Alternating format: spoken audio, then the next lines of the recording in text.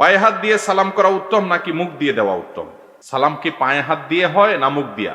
পায়ে হাত দিয়ে আবার সালাম কেমনে হয়? যদি পায়ে হাত দিয়ে সালাম দেওয়া হয় তাহলে আমার একটা প্রশ্ন হলো, আল্লাহ কোরআনে বলেছেন ইযা হুয়িতুম বিতাহিয়াতিন ফাহাইয়ু বিআহসানা মিনহা আও রুদ্দুহা। যদি তোমাদেরকে তাহিয়া পেশ করা হয়, অর্থাৎ কেউ অভিবাদন পেশ করে, সালাম পেশ করে, তাহলে সে যে ভাষায় সালাম পেশ করেছে তুমি তার চাইতে আরো 1 ডিগ্রি আগ বেড়ে সালামের জবাব দিবা। অর্থাৎ সালাম সে যদি বলে আসসালামু আলাইকুম, জবাবে বলতে হবে কি ওয়ালাইকুম আসসালাম ওয়া রাহমাতুল্লাহ। সে তো আসসালামু আলাইকুম বন্ধু থামছে, আপনি আরো 1 ডিগ্রি বাড়ায় জবাব দিবেন। এটাই সৌজন্যতা। ইসলাম শিখায় যে তিনি আপনাকে যা দিয়েছেন আপনি তার চেয়ে আরো বাড়িয়ে দেন, ঠিক না?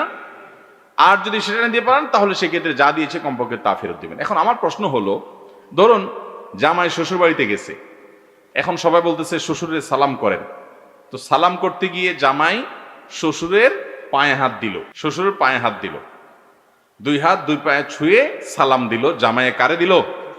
শ্বশুরকে দিল।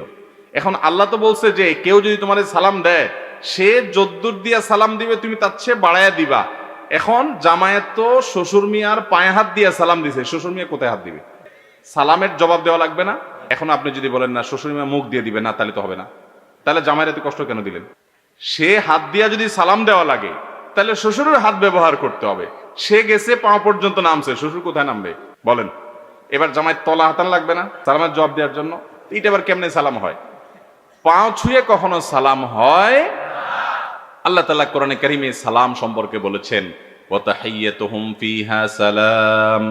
জান্নাতীদের অভিবাদন হবে কি?